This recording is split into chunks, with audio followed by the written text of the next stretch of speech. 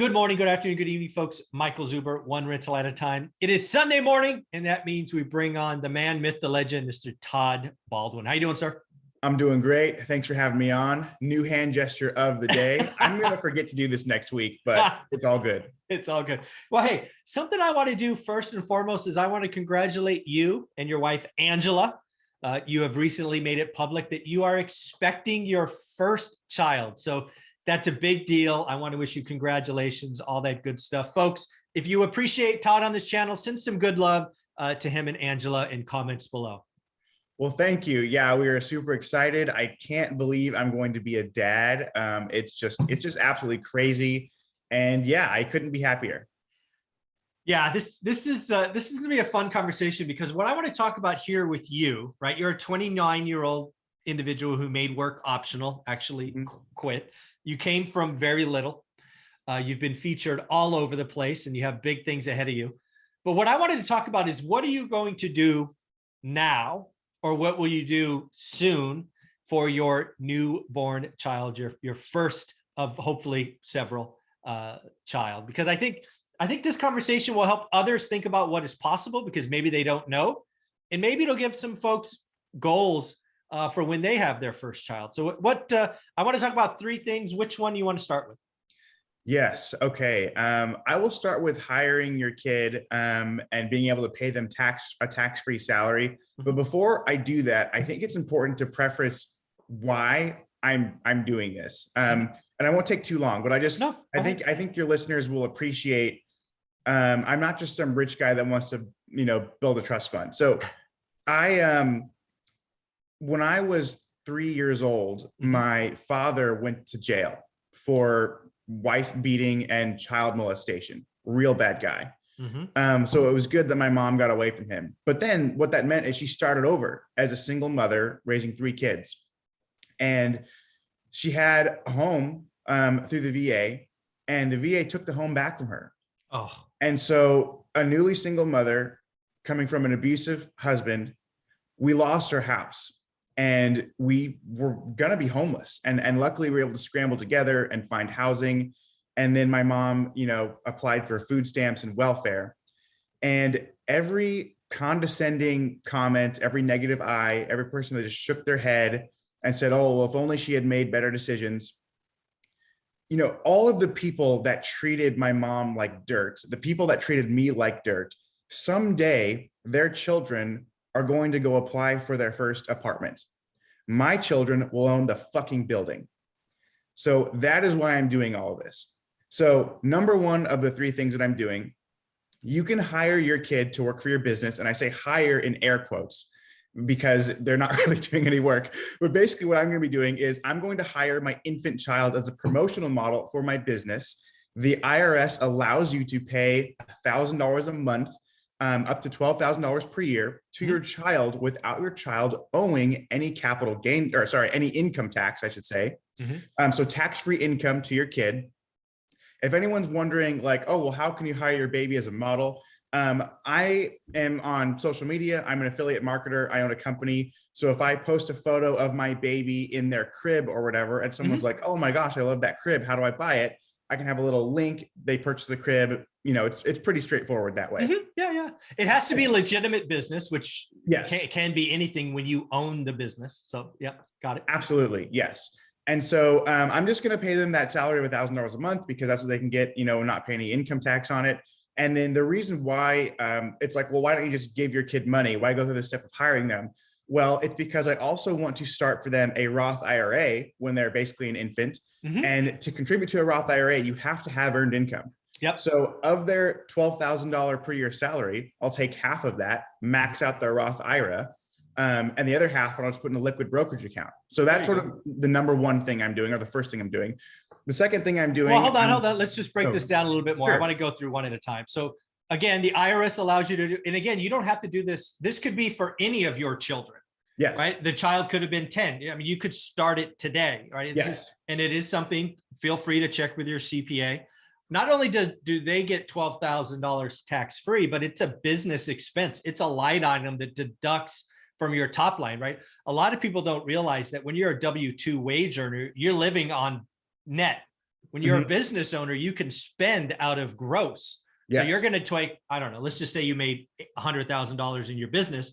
You're going to take 12 grand of that. And now, you know, it's now 88, right? Where before taxes come in. So it's also helping you, your wife, your business going forward. So this $1,000 a month, 500 to do a Roth, 500 liquid for your child also, you know, in theory helps the business avoid potentially 12 grand in income, which would be taxed at whatever rate it is.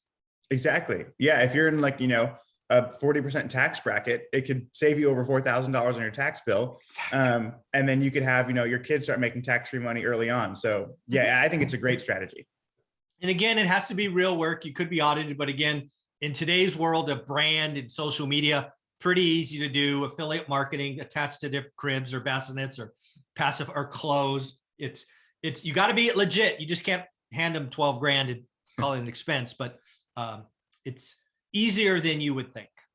Yes, it is. But if you're not going to have a legit business, just give them a gift. You can give them a tax-free gift of up to $15,000. It doesn't do anything for your taxes, but at least your kid won't have to pay income taxes on it. Yeah. So, yeah. But we won't get into that one. That's an extra, that's a bonus thing. That's bonus. You can look up gift tax. I think it is 15 grand. And again, it could be, isn't it 15 grand from you and 15 grand from your wife, or is it 10? Correct. It's Yeah. So again, look up gift tax. It's something that's out there. But again, I love the idea of making it mutually beneficial. It's beneficial for you and for your child.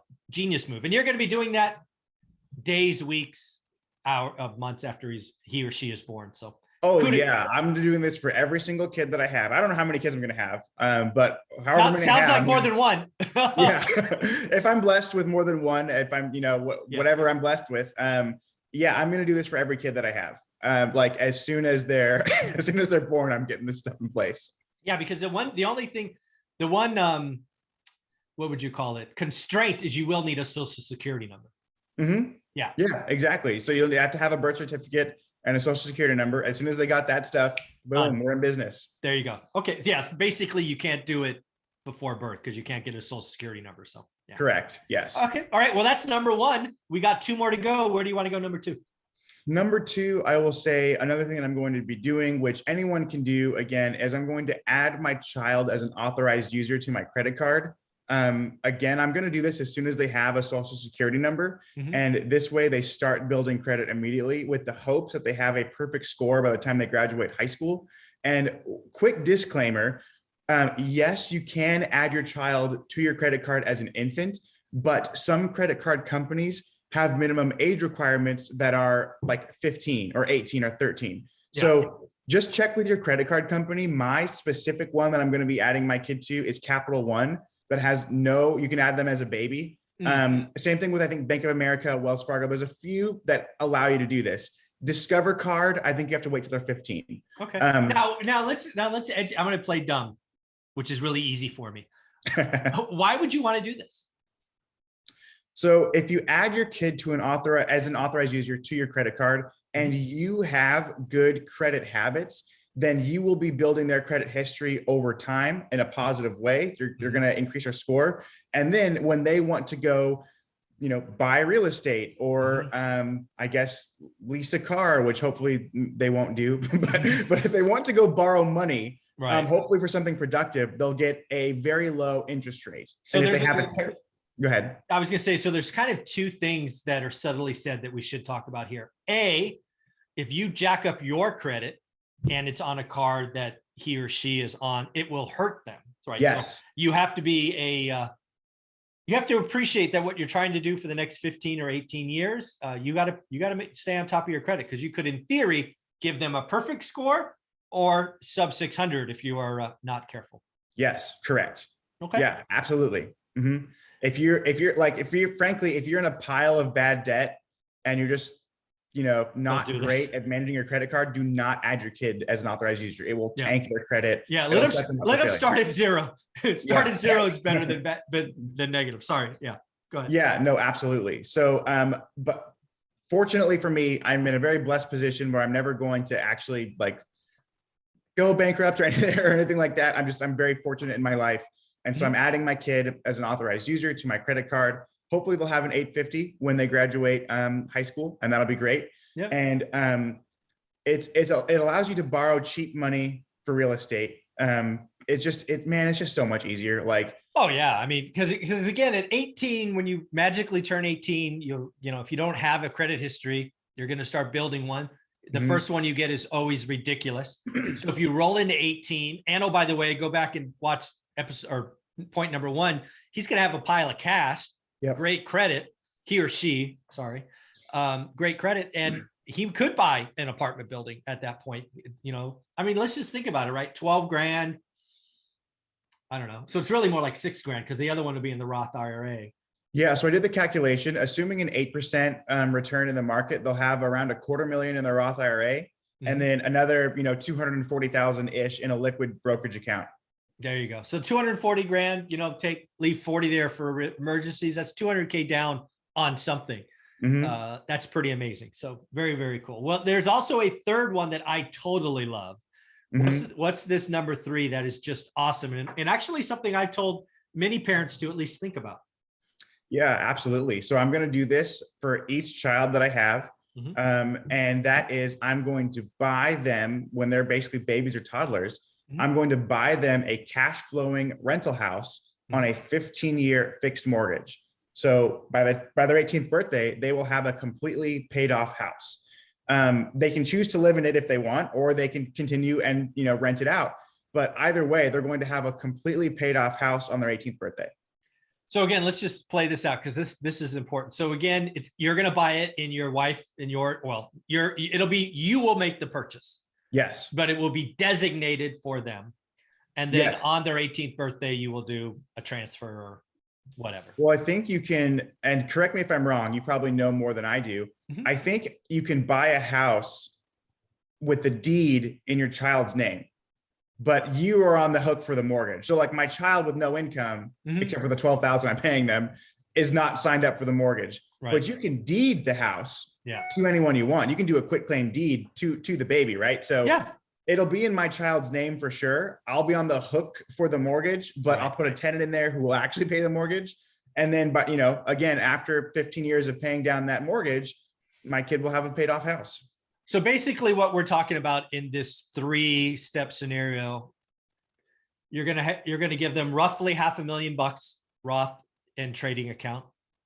You're going to hopefully give them a credit score over 800, if not perfect. And they will get a deed to a free and clear piece of property that cash flows on their 18th birthday. Correct. Yes. So I'm going to guess that's a little better situation than you had at 18. Certainly better than what I had at 18.